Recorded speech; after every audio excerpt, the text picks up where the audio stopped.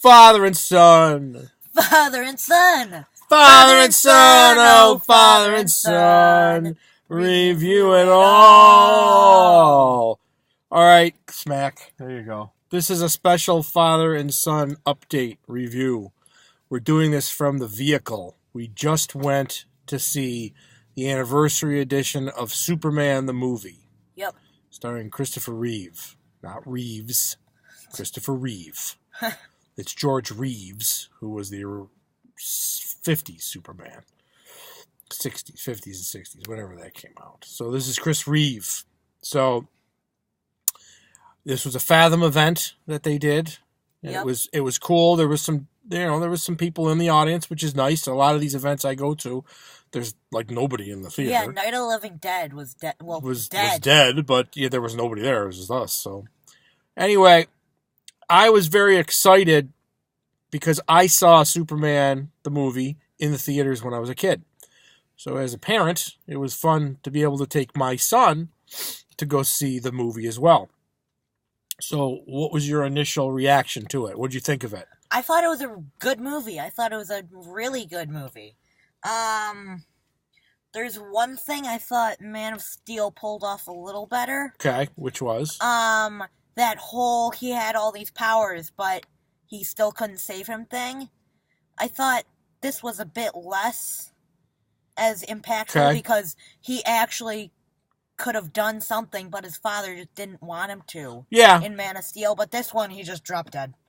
Yeah. I mean, well, they handled the material differently, and I suppose at some other point, well, I don't know if we're going to make any comparisons between Man of Steel and this movie, because there is so much time between the two, but they wanted to try to make sure they did handle the material differently, and that's kind of like what I liked about Man of Steel. But let's stick with Superman the movie.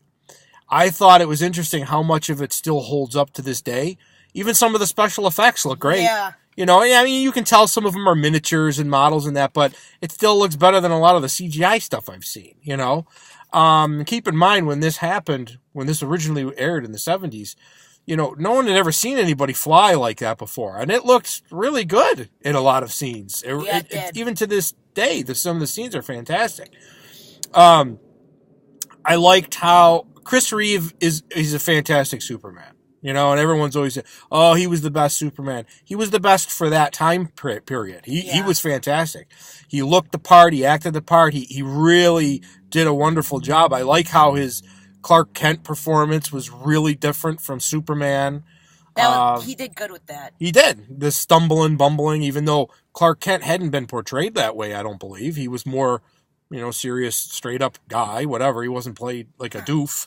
But Chris Reeve did a great job. It was fantastic. I like how when he did his transformation, he went to the telephone, but there wasn't the a booth, yeah.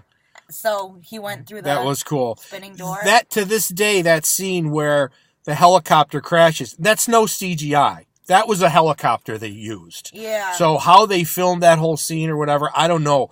But that looks amazing, even to this day. It looked like real footage, of real news footage. And I still get goosebumps every time I see that when he comes busting out the turning door and he's wearing his outfit and that guy says, hey, Jim, that's a bad outfit, you know.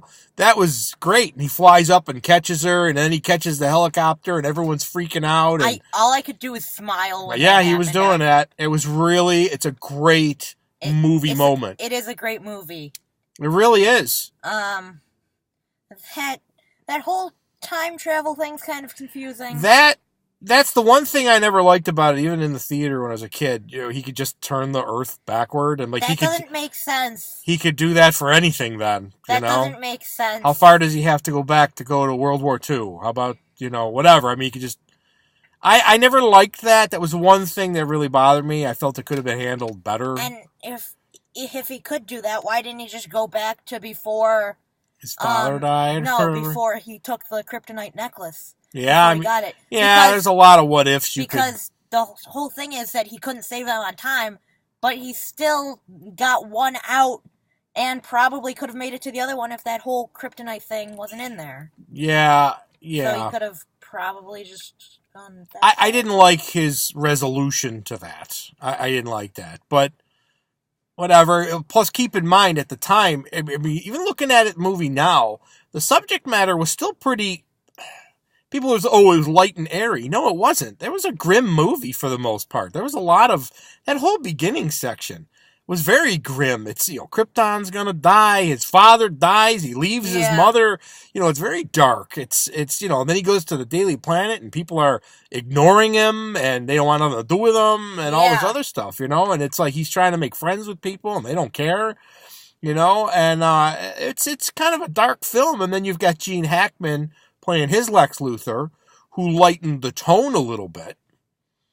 But how the villain lightens the tone, which was kind of interesting. The villain should be darker than that. But I think the subject matter was still fairly adult, but they kept it...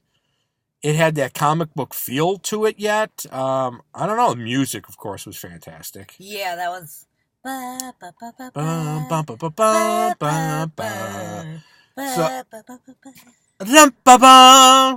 So it was great.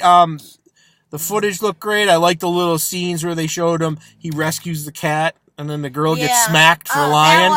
That was brutal. She smacks this kid. You could hear her getting smacked. Yeah. I liked with he's telling the officer Mooney there, he goes, you might want to book this guy. He's standing on the side of the building, and that cat burglar was up there. A lot of great, they showed the heroic bit. There was a very heavy story content. It's a long movie. The intro, the beginning credits, goes on forever and ever and ever. You could watch this video 10 times over. Yeah, it really goes on quite a ways. But very heavy on story. It felt long in spots. It did. But it told a lot of story. There was a lot. Really, there was. Excuse me. There was a lot of story in there. He's mowing down on Burger King right now. One thing a big complaint that I have, and I'm thinking I'm going to bring it up to the theater, is that prior to the film, well, actually, this is not a complaint. We lost our light. Come on, where's Superman when you need him? Looks like we're missing some light here. Well, there goes our light. Well, I'll see what we can do about the light here. But one thing I have a complaint about is that prior to the film starting, they played a cartoon, an old Max Fleischer Superman cartoon. That's not the complaint. That looked amazing, seeing that on the big screen. Yeah. Now, when you do these Fathom event type of things... There we go. You do the Fathom events, they sometimes will have a little, 5 or 10 minute piece where they talk about the film. During that time, you're not supposed to give away the film. Because I was getting ticked. They gave away all the plot points of the film. He'd never seen it before, and I never discussed it with him. This is the first time he was seeing it, and I wanted him to be surprised like I was the first time I saw it. And they blew all the plot points. I had to tell him to close his ears.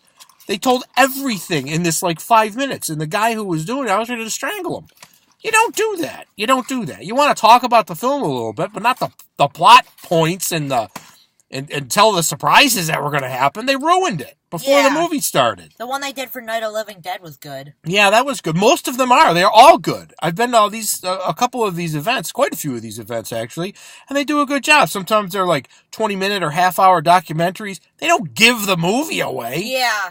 This idiot gave the movie away. And I was like, this was stupid. Oh yeah, and he does this. Yeah, and he said exactly what he did during the movie, and it's just that was ridiculous. But anyway, this film opened the way for Superman 2, which was good, and there's 2 versions of that, which is the one that was released, which was good, and then there was the Donner cut, which got released later, which is the one you want to see. Then they did Superman 3 with Richard Pryor, which was stupid. Then they did Superman 4, The Quest for Peace, which was garbage. You don't even want to bother with those other 2. But see this one, and then the Donner cut, Superman 2. So, anything else you want to say about it? No, not really. All right. Well, here's Jor-El. For Father and Son Review It All. Here's Jor-El. I'm Jor-El. This is Kal-El. And have good YouTube. We actually said YouTube this time. Yeah, we did. Because I wanted to really say up, and away.